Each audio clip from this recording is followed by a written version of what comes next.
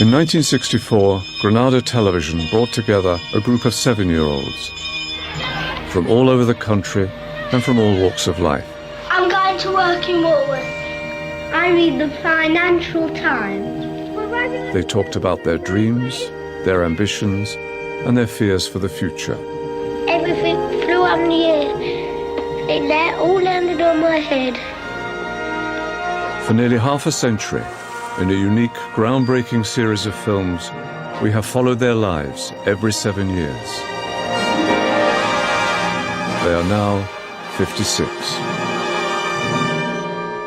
Sometimes we go and play nicely with the boys, and sometimes we go and argue with the boys. Sue grew up in the East End of London. I don't think I'd get married too early. I'd like to have a full life first. Marriage just means a different thing to me. I've still got my ideals about marriage. I don't know what it's all about. Sue was 24 when she married Billy, and they had 2 children, William and Catherine. I think that to get married young, there must be things that you miss. You must miss that crucial stage of being yourself, because the minute you get married, you're no longer a single being, you're a partnership, and that should be the idea behind it. By the time Sue was 35, she was divorced. I've never sat down and thought, well, what was it? Was it this? Was it that? I just knew it wasn't working. I mean, there have been relationships when I could have settled, but they didn't feel quite right. So I've always come away and pulled away and just waited until the right one come along, if they ever do. At 42, when we filmed Sue in the karaoke bar, she brought Glenn along to watch her sing. We've just met and things are going well, but now obviously things are going very well. Well, we've been engaged now for about 14 years. I'm not beating any records, but it's quite a long time, isn't it? Yeah. Come on in. Jesse, come on. We're completely different people. He's very energetic and tidy-minded, and I'm lazy and completely unenergetic. You're lazy? I am completely, absolutely lazy. Anything you want me to do? And what about the romance of getting married? Yeah, I mean, I do admit it would be a nice party, you know, and I quite relish the idea of having everyone round and having a good old drink and a celebration, but I can have a party anytime. Oh, you're on the phone too. When I got married, the primary reason was because I wanted to have a child. The two, to me, went together. Have you and Glenn thought of having your own child? Glenn would have made a great dad. And when we first got together, he sort of asked me if we could have a family and all that, but I felt like I was past it, really, to be honest. I mean, I had 2 teenagers and didn't want to do that again, but he's loved bringing them up. I mean, last time we talked about a bit of tension in that area. No, I think that was probably just the age they were, and every family goes through that. There was nothing in particular, I don't think. It's just, yeah, all part of growing up, really. It wasn't easy being a single mother, was it? No, it wasn't. And I look back on it now, and I just amazed how I got through it, you know. What's the toughest part of it? Probably a combination of not having enough money to do what you want and being alone and being scared when things happen, when things go wrong, which they always do when you've got kids, you know. You've got no one there to turn to, you know, to talk about things like that. And you had to work? Yeah, had to work, yeah. But I was always only part-time so that I could fit it around school. So who was the biggest help to you during this whole single parent? Well, there's no doubt at all. I mean, without my mum and dad, I'd never have survived it, you know. They were brilliant. They were really, really good. They mean the world to the kids, and they used to look after them, always be there if something happened and I had to go somewhere. Yeah, nice, isn't it? It's the first time we've seen. And how are they doing now? Yeah, they're fine. I mean, Dad's 80 now and Mum's 78. I think, I'm so lucky that they're still reasonably active. There you go. That's lovely, that one, isn't it? I've still got Catherine with me because she hasn't found anywhere else to go. I mean, I'm sure she would love to leave me, But I love it, the fact that she's here. We go shopping and, you know, we do girly things, do each other's hair and things like that. So I would miss her, but I know that she needs to get out and move on. I only had to have one filling, right? That was about the only thing that I had done. What about William? Well, he went to Australia for a year and he never settled back in being independent. I think it was too much, plus his room here was far too small. I mean, his computer was bigger than the room, you know. So, so he's renting. It's just so hard for them to be able to afford something. So in the future, your kids are going to be with you for a long, long time.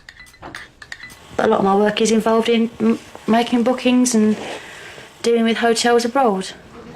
At 21, Sue worked for a travel agent. At 35, part-time for a building society. Everything's changed for me because I'm now supporting myself a lot more than I was, say, a year ago. At 42, she went back to work full-time, helping to run the courses in the legal faculty of Queen Mary College, University of London. At 49, she was the main administrator for their postgraduate programme. Do you like the responsibility? Yeah, I love the responsibility. I think I was born for the responsibility. I'm now sort of the coordinator of the entire programme, so sort of margin charge really of the of the LLM. It's like my baby really. I've nurtured it from its small beginnings into what it is now. Thank you very much. See you at graduation, yeah? I really do enjoy it. You know, I get up of a morning and I don't ever think, oh God, I can't face going soon to work. But I know that happens to a lot of people, so I'm lucky really. Someone's having trouble downloading this attachment, so I'll take this down for them. It's probably an old So you've got a lot of responsibility. Is there stress attached to it? Sometimes. I mean, some parts of the year are busier than others and you've got deadlines to meet. But then, in a way, that's good because it keeps you on your toes, you know. Never get bored. Where does the life of my respectable middle-class mother overlap with a working-class slapper who leaves a illegitimate child on a church doorstep? She was not! You don't know! She was young and frail. It started not long after the last programme with Tony, my neighbour, and he belonged to the group. And I said, oh, you know, I've been wishing I could do dramas for years, you know, since I was at school. And he said, come along. That's the time you must keep on trying.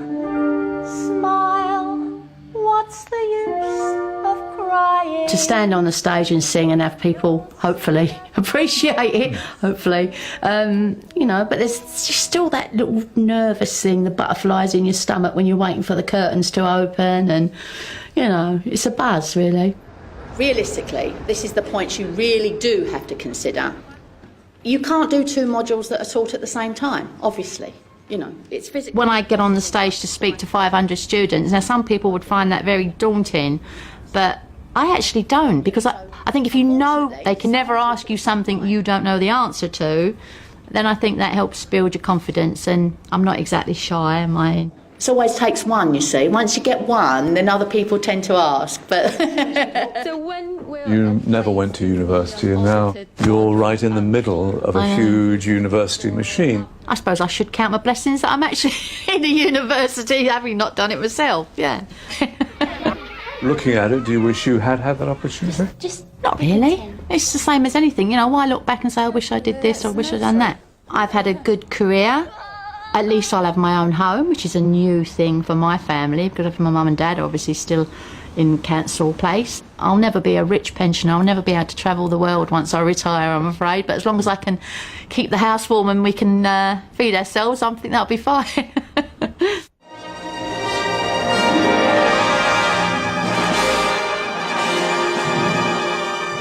I don't like the big boys hitting us and a prefix sending us out for nothing. When he was 7, Paul was in care in a children's home in London. Were you happy at the children's home in England? We didn't mind that really, because we didn't know what was going on, because we were a bit young then. Well, as far as I know, my mother and father they separated originally, I think. They eventually got divorced. I went to the boarding school for 1 year and then we immigrated to Australia. Paul settled with his father and stepmother in a suburb of Melbourne. Do you like to get married, Paul? Tell me why not. I don't like say you had a wife, say you had to eat what they cooked you, and say I don't like greens, well I don't. I know I prefer to be alone, really. I can't say I don't want to get married, because I think I do. But I want to be happily married, you know, and therefore I want to make sure, I think. Well, what was it that you fell in love with? What is it about him? His helplessness, I suppose. It was the motherly instinct in me to pick him up and cuddle him. And he's also very good looking, I think, but he doesn't agree with me. And in the summer he's got this cute little bum in shorts. I mean, I can tell quite a few stories here, but the one that really irritates me the most is when we have an argument, he says, "That's it, leave me." And I say, "Fine, all right, I will one day." We had our 20th wedding anniversary this last Christmas, just before Christmas. Which is the life sentence. Yeah. Everyone reckons that we should be out of jail by now. To a certain extent, we started thinking, well, do we really know each other now? Because you just get in the humdrum of going to work, coming back home, running kids here and kids here and there, and I don't think you mean to, but you probably stop thinking about each other a lot. You know, it's still the last person you want to see at night before you go to sleep and the first person you want to see when you wake up. Do you still like to cuddle and love and all that sort of stuff? Yeah, but not in public. No. Yes. But is the chemistry still there? Yes. You don't sound sure. Well, we like to keep it private. I had to wait for the answer. I find it hard to express emotion most of the time. Although I'm getting on top of that, worn out, you know. I mean, just a simple thing to say to sort of Susan, you know, I love you, something like that. I mean, I can tell you about it, but I really haven't been able to say it freely to Sue, you know. It's a bit hard to talk about. I did end up having to get a bit of help, and it wasn't directly due to our relationship. It started at work, unfortunately, which brought my self-esteem down, which tended to affect everything else. I know the lack of confidence is there. It still applies to me, but I don't dwell on it. It's there and I have to put up with it. You know, I just think you take on a little bit more of each other's personality, because whenever I was decisive and I made a decision and say, well, look, let's do this, because, you know, Paul, not that he couldn't make the decision, but he had all these questions to ask, and I used to think, oh, stop asking questions. And I suppose now I start to question myself, well, maybe you should ask the questions. So it is that bit of living with the other personality.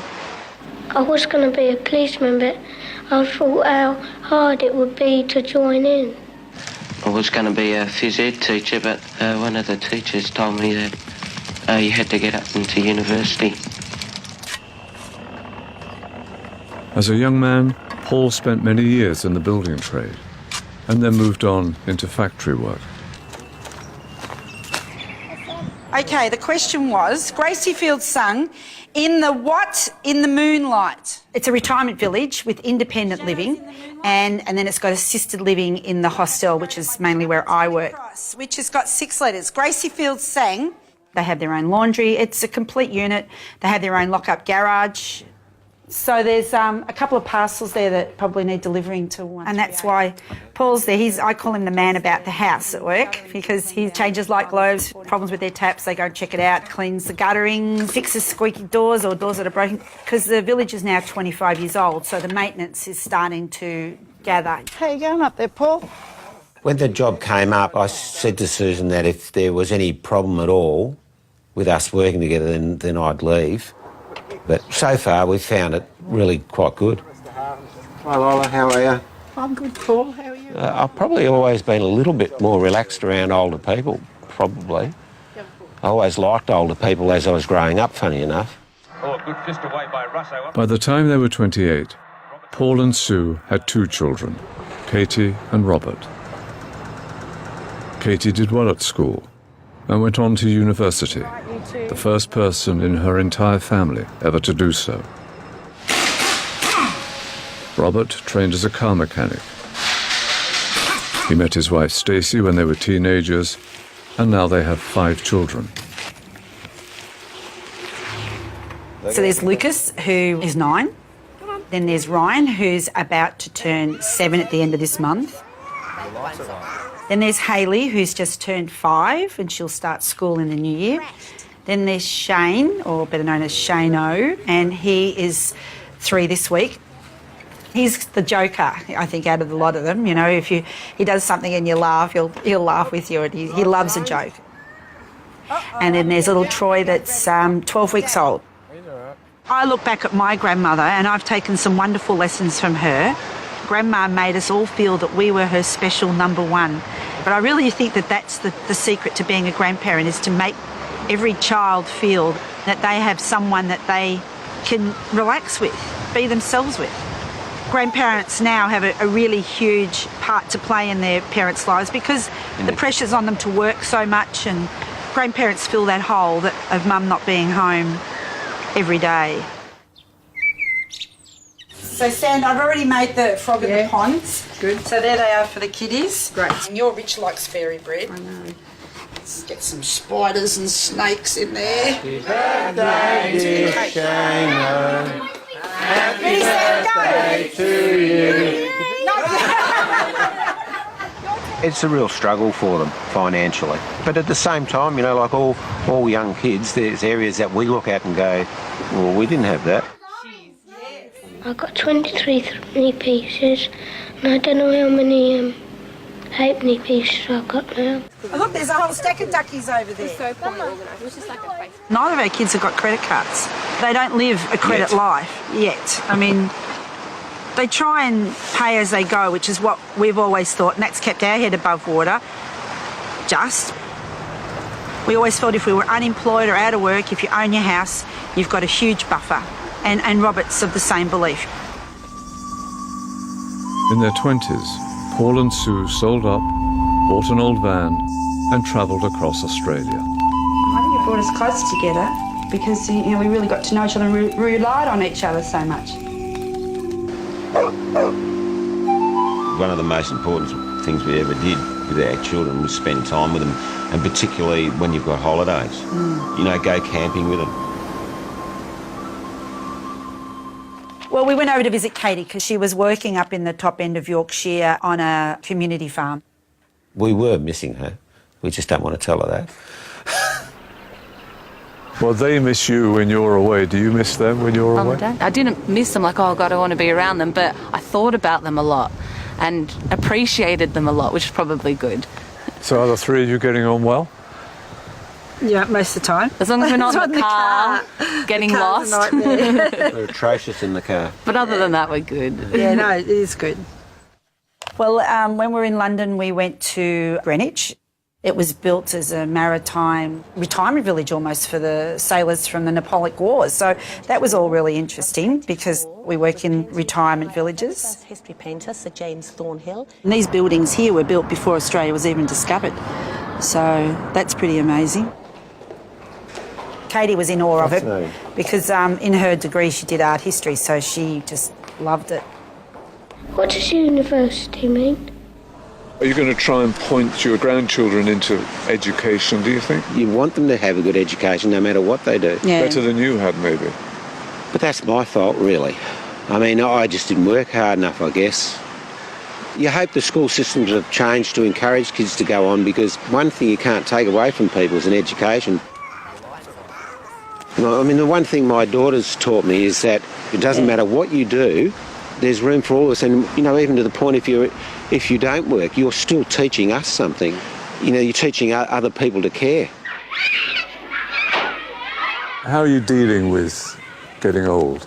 I don't think you really notice it. I mean, you still think you're the same. It's when when you try to do something physically too quickly and pull a muscle, that just reminds you that you're getting older.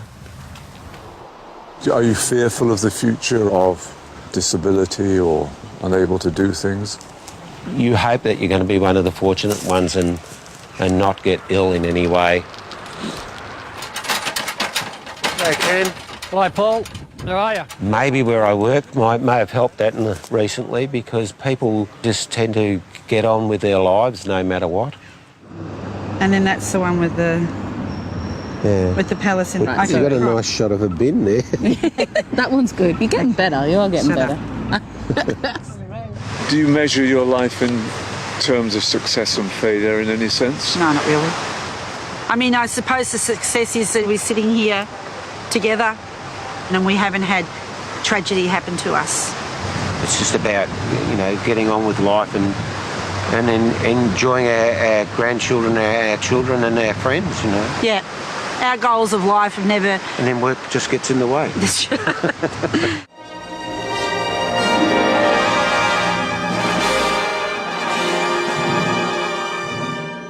Well, we pretend we've got swords and we make the noise of the swords fighting and when somebody stabs us we go, ah!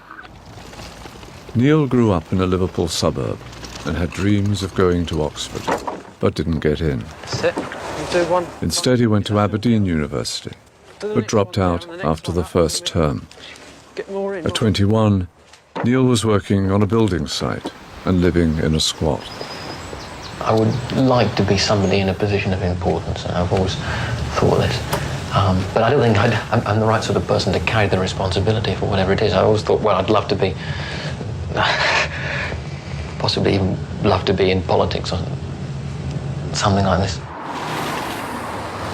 At 28, we found Neil homeless, wandering around the west coast of Scotland. If the money runs out, well, then for a few days there's nowhere to go to. And that's all you can do. I simply have to find the warmest shed I can find. At 35, he was living in a council estate on the most northerly part of Britain, the Shetland Islands.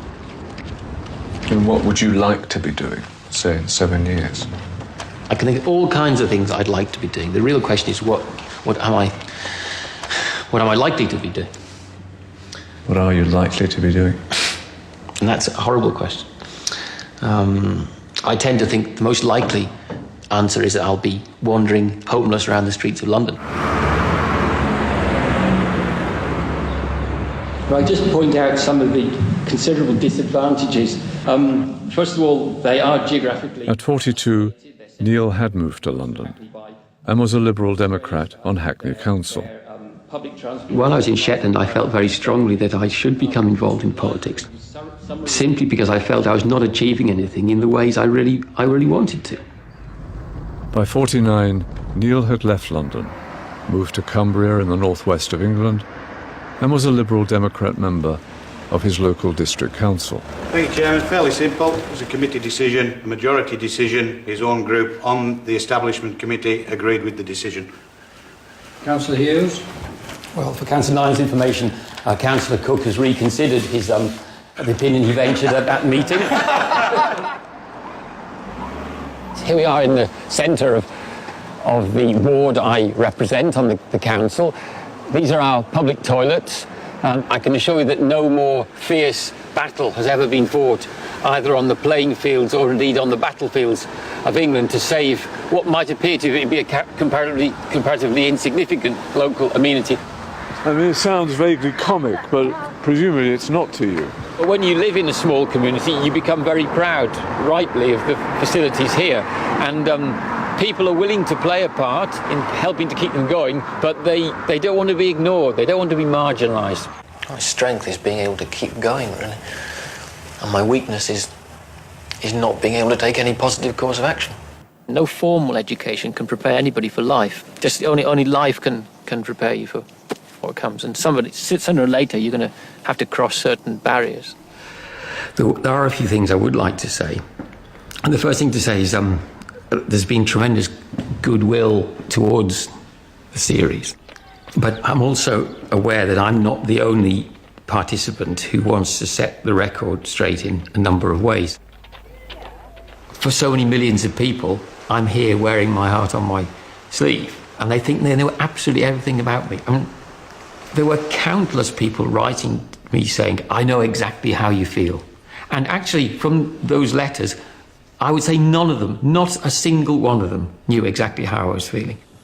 Well, I have a great deal of respect for the Liberal Democrats, but I think that I won't vote for them this time because... Here in Cumbria, I'm really glad to be doing what I do, to be representing people at local political level.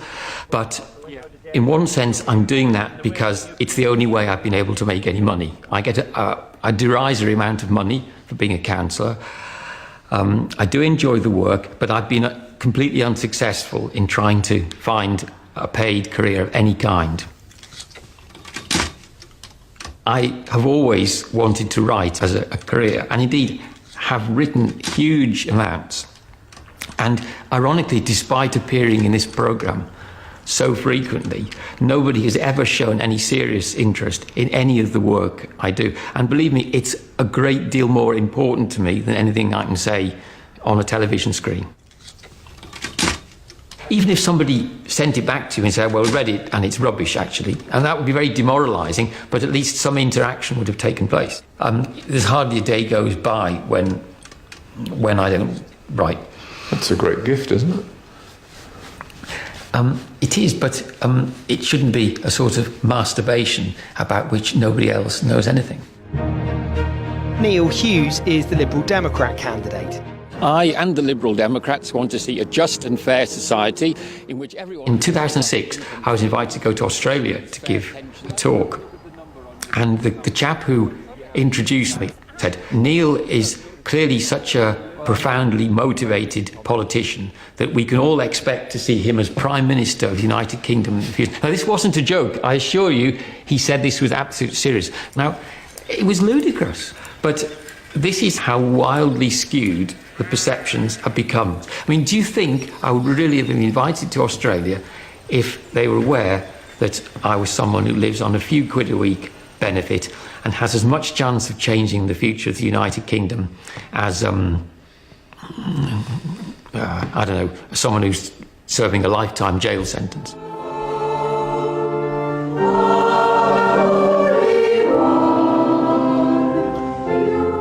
Yes, I'd say I believed in God. Are you religious? Well, I go to church with my parents on Sundays. I don't know even now whether I do believe in God or not. I've thought an awful lot about it, actually, and I still don't know. And how's he been treating you?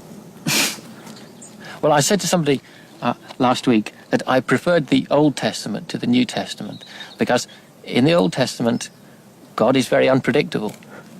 And that's, I think, how I've seen him in my life. And Doreen as well, and also John. I was first a lay reader in London. And we pray that after completing a little more training, I was re-licensed by the Bishop of Carlisle. Well, good morning. Welcome to our service today. Just a couple of notices first. If you haven't already been told, the proposed pet show is unfortunately cancelled.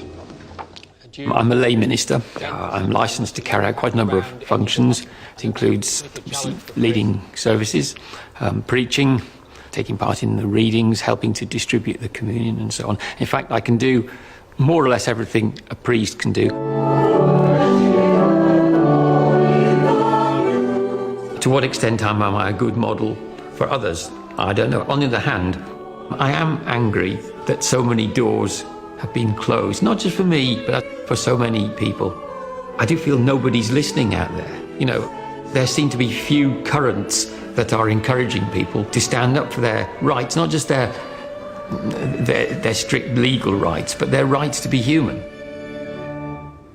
In the name of the Father, and of the Son, and of the Holy Spirit. I'm not appreciative of the honour it's been to be able to serve the church, to be able to serve my community, and I want to make that absolutely clear.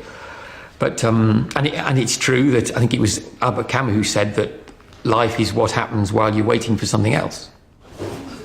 But it's not the sort of place where someone who wants to change society is best employed. I mean, I would have thought that was pretty obvious. Peace with you, nice to see you both. In the winter, if you lived in the country, well, it was just all wet and there wouldn't be anything for miles around. Down the hill? No. We're a very quiet village. There's always room for more activity and for more people being involved, but I think we do fairly well. There's a diversity of groups. They're still trying to persuade me to go in. Actually, the thing is, apparently Alan has cried off at the last minute, so there's just the two of them. I think it was Pascal, the great philosopher and mathematician, who said that if a man can live happily in his own living room most of his life, then he's achieved the utmost philosophical breakthrough. And philosophically speaking, that's true, but I can't. You only stick me in my living room for 1 hour on my own, and I want to be out doing something. I want to be out changing things. I have always had a nervous complaint. I had it since I was 16. It was responsible for my leaving university and for some of my difficulties with work.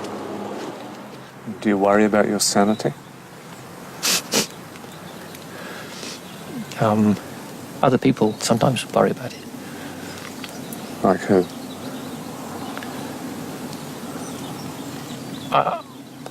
As I said, I sometimes can be found behaving in an erratic fashion.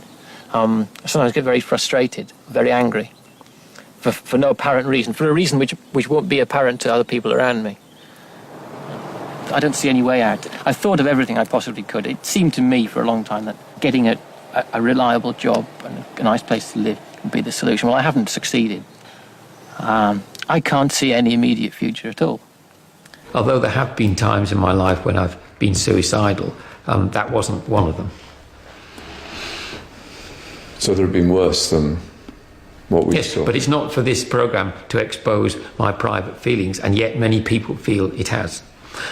Ultimately, although this time round I've been far more candid than I perhaps ever have in the past.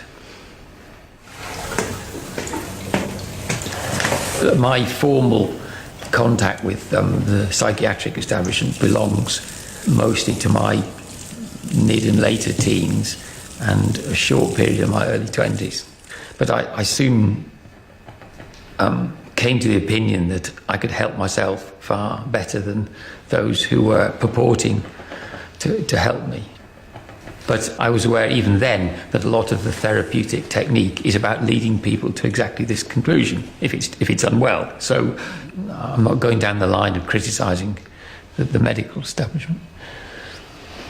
But did you refuse to go into any sort of treatment?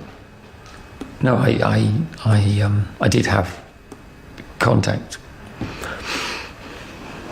But then you discontinued it? Yes. Do you still think that was wise? Yes.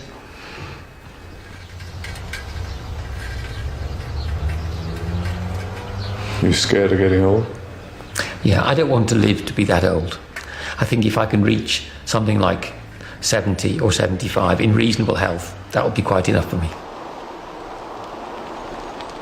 When I get married, I don't want to have any children because they are always doing naughty things and making the whole house untidy. I always told myself that I would never have children. Why? Because children inherit something from their parents. And even if my wife were the most high-spirited and ordinary and normal of people, the child would still stand a very fair chance of being not totally full of happiness because of what he or she will have inherited from me. Have you ever really had a romantic, emotional relationship? Well, I've had several, but the fact that I'm living alone still obviously betrays the fact that none of them has endured. Is there a reason for that? Relationships always involve two people. But a string of failures, does that tell us something? Well, I'm sure it does. Any fool can see that. I'm not saying you're a fool. And what does it tell us? It tells you what you like. It tells you that I haven't been successful in relationships. It may tell you that I'm intolerant, but more likely it tells you that I don't have the capacity for making a relationship work. But I must stress again that it does take two. I have never walked out of any relationship with anybody. It sounds have like ghostly coloured people. You think of a purple person with red eyes, and yellow feet, and you can't really think about what they really look like. I find it hard to believe that I was ever like that, but there's the evidence. And probably when I was 7, I just lived in a wonderful world where everything was sensational and dumb. I could be happy like this, I could be miserable the next minute. What makes you happy? Happy is a difficult word. How many people are happy? Perhaps we're most happy when we're not aware of it. And enjoying a relaxed meal with some friends, just being with friends. I think the few weekends in the year when I'm lucky to be able to go and stay with some of my long-term friends, I'm really happy. I can think of hardly anything better than walking across the fields when we just chat about the things we're both interested in and our aspirations. And I think that's the noblest and in many ways most satisfying relationships you can possibly have. How it would be if we lived next door to each other, I don't know. It might be very different, but maybe the joy in some relationships is that you see some people only infrequently.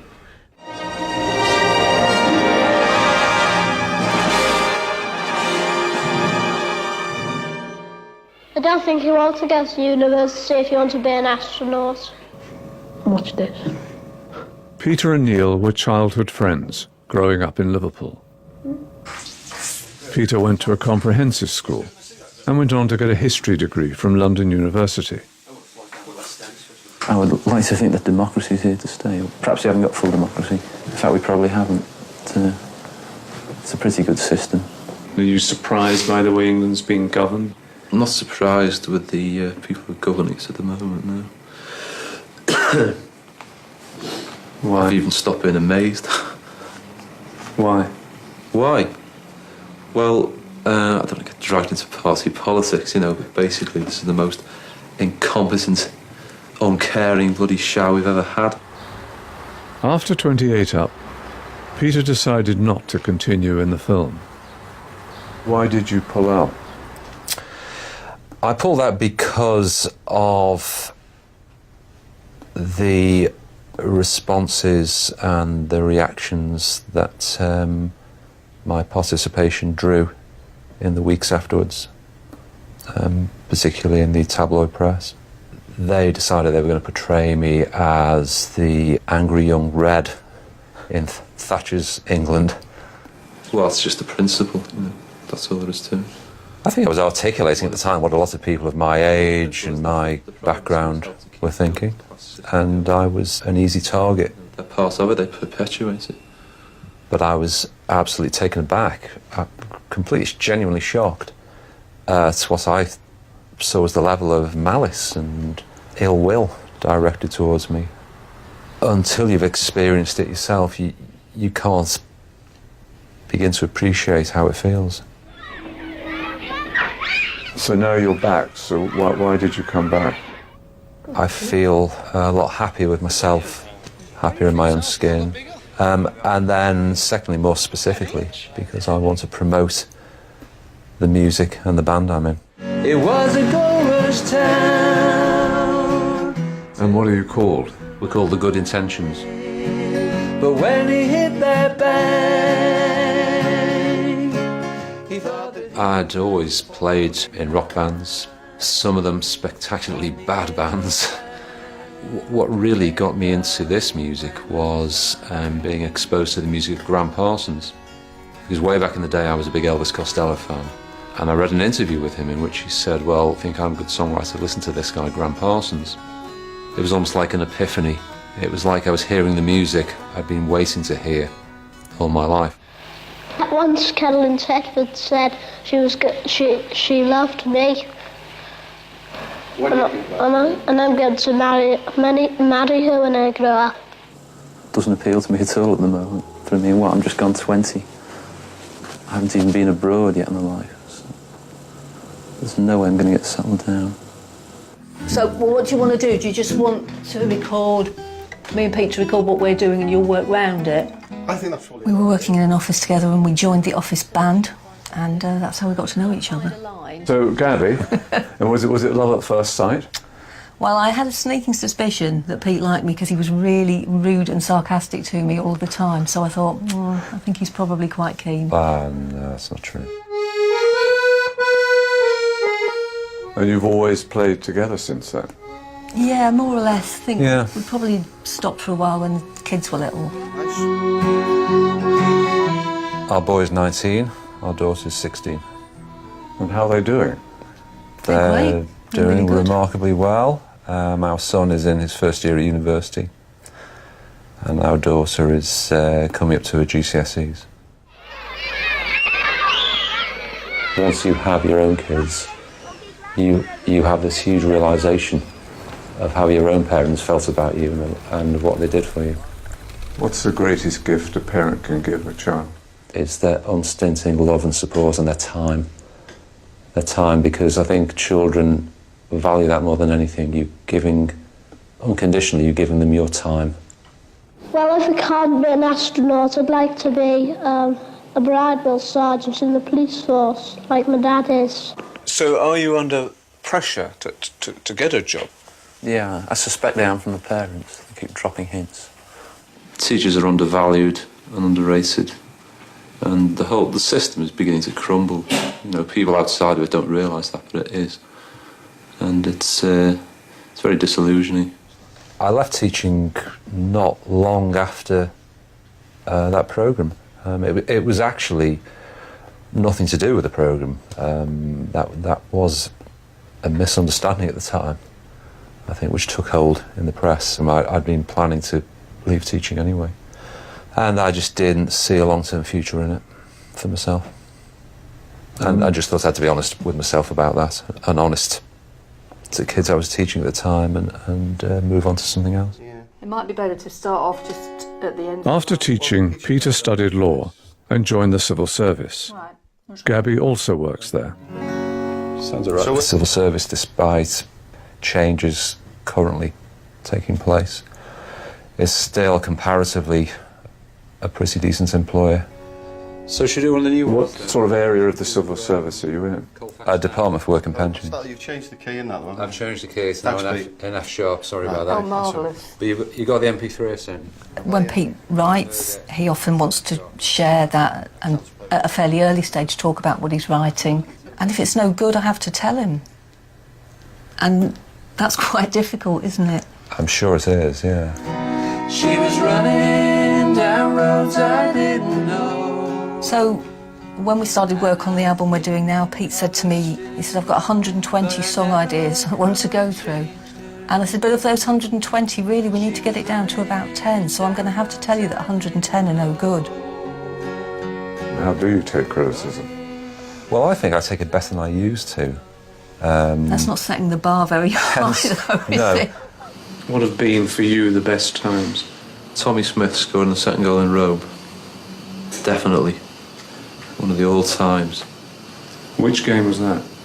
Which game was that? That was the European Cup final, 1977. That's still up there, by the way. But along with what? But, well, getting married for the second time and having two children have been hugely significant moments in my life. What do you want out of life? The satisfaction of knowing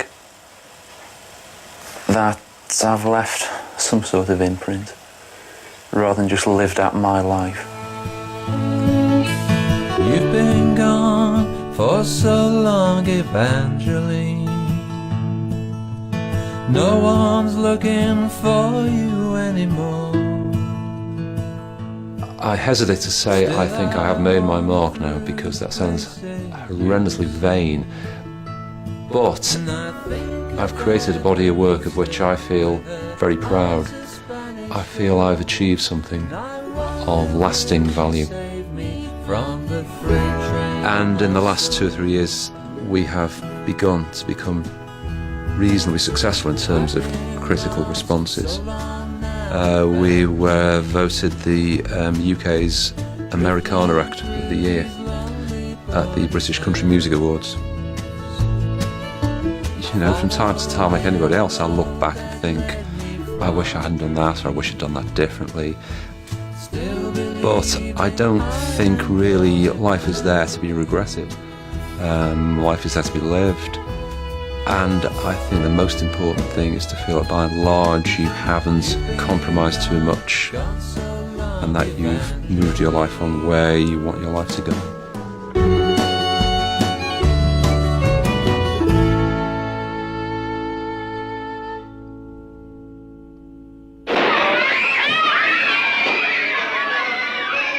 And what about the other children? Where are they now? What are they doing? I would like to get married when I grow up. I mean, I know that's not possible to be happy all the time, but as much of the time that was possible. When I grow up, I'd like to find out all about the moon and all that. It would seem really ridiculous to any of my friends who watch this if I said, Christ, aren't I a great success? Look at me. When I get married, I'd like to have 2 children. Oh, I don't like babies. I feel like binding when there's already a fight. I think I admire people with great determination. You know, like people who just come up from nothing.